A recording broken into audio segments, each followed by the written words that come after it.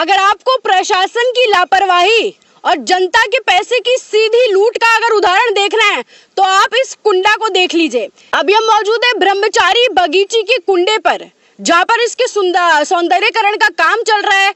और इस काम में अभी सोचिए वो काम चल ही रहा है, और वो काम के दौरान ही जो आधा काम किया उसी में आधा जो उनका काम था वो पूरा मिट्टी में बहता हुआ, आधी बारिश में आधा काम तो ऐसे ही बह गया। और ये जो काम है सीधा सीधा उदाहरण है प्रशासन की लापरवाही का और जनता की भारी पैसे की लूट का। क्योंकि जितना भी काम हुआ है इस पूरे प्रोसेस में जो भी पैसा लगा है वो आपका और हमारा है, जनता का टैक्स दे रहे हैं। प्रशासन के जो खोखले वादे हैं वो इसी तरह बारिश में बह गए।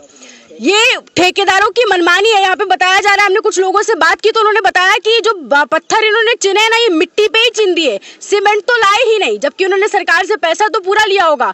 तो आप सोचिए कैसे जनता को बेवकूफ बनाया जा रहा है। और ये जो बना रहे हैं ना, इसको सौंदर्यकरण ही जो सो कॉल्ड कर रहे हैं भरतपुर का, इसमें सौंदर्यकरण तो कुछ हो नहीं रहा है, बल्कि जनता का नुकसान हो रहा है। एक तो जनता के टैक्स का पैसा जा रहा है, और दूसरा यहाँ पे जान की हानि सोचिए कितनी ज्यादा। अगर आप इस दीवार पे हल्का सा हाथ भी मारेंगे ना तो भी दीवार गिर जाएगी। अगर किसी को नहीं पता है कि इतना शानदार तरीके से ठेकेदार साहब ने इसको बनाया, कोई आकर यहाँ पर बैठ जाए, कोई बच्चा यहाँ पर आकर गिर जाए तो उसकी जिम्मेदारी कौन लेगा? क्या ठेकेदार साहब आकर लेंगे?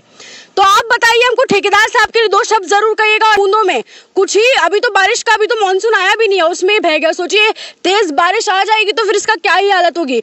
आप एक बार पूरा वहां से दिखा दीजिए जो उसमें पूरे में क्रैक आ चुके हैं, पूरा वो जो दीवार है पूरी झड़ चुकी है। और अगर आप यहाँ पे पाँव रख दें गलती से, सोचिए छोटे बच्चे महिला आते जाते कोई बच्चे अगर देखे कि कुंडा है हम यहाँ पर आकर बैठ जाए तो भाई वो उसमें डूब ही जाए। क्योंकि ये जो दीवार है इतनी ज्यादा कच्ची है कि अगर इस पर कोई गलती से बैठ जाए, जोर से हाथ भी रख दे तो भी ये नीचे गिर जाएगी। अभी हम यहाँ पे मौजूद कुछ लोगों से बात कर लेते हैं। सर, क्या कुछ परिस्थितियां हैं? देखिए, बारिश में तिलक नगर में पानी भरना आम समस्या है। कई वर्षों से इसका दंश हम झेल रहे हैं, और थोड़ी सी बारिश पड़ी अभी कॉलोनी में पानी भर गया है, निकलना मुश्किल हो रहा है। महिलाएं हैं, बच्चियां हैं, स्कूल जाती हैं, लोग अपने ऑफिस जाते हैं, तो काफ़ी समस्या का सामना करना पड़ता है। तो हमारा तो यही निवेदन रहेगा सबसे, प्रशासन से सबसे, कि तिलक नगर में जो पानी की समस्या है उसका निदान कराया जाए। क्योंकि अभी से जब ये हाल है तो जब आगे तेज़ बारिश होगी तो उसमें बहुत भयंकर पानी भर जाता है, गाड़ियाँ बंद हो जाती हैं, बच्चे महिलाओं का निकलना मुश्किल हो जाता है। तो यही है हमारा कि पानी की समस्या से निजात। अच्छा, ठेकेदार साहब, जिन कॉन्ट्रैक्टर साहब ने इसको बनाया है, उनके लिए दो शब्द क्या कहना चाहेंगे आप?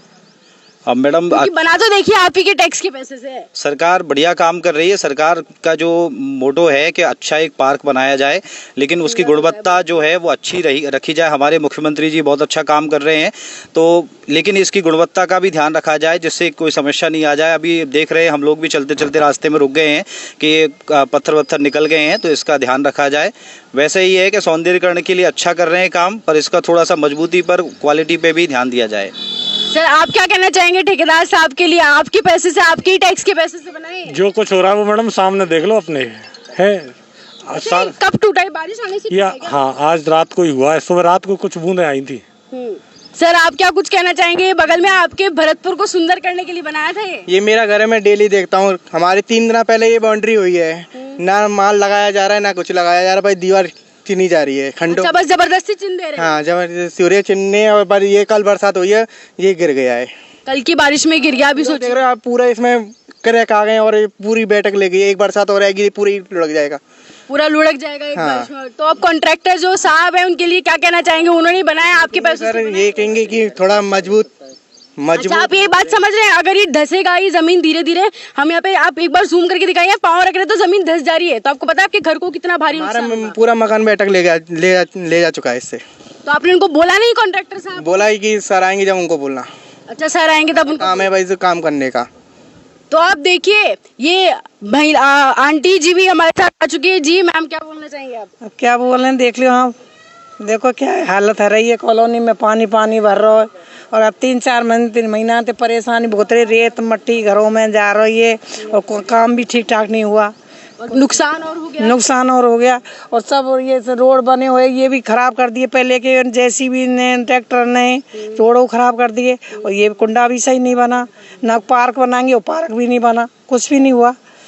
तो अब प्रशासन की मनमानी यहाँ पर देखिए, भरतपुर का भला करना भरतपुर का भला करना और भरतपुर को सुंदर बनाना तो बहुत दूर की बात है, बल्कि यहाँ पे जनता का नुकसान ही हो रहा है। रोड यहाँ पर रोड पूरी खोद दी है जेसीबी से, जगह जगह पर पानी भरा है, आसपास के घर धंसने की कगार पे, लोगों को जान की हानि तक की संभावना है, किसी की जान भी जा सकती है। यहाँ पे सोचिए अगर कोई बच्चा अगर यहाँ पर गिर जाता है तो कौन उसकी जिम्मेदारी लेगा।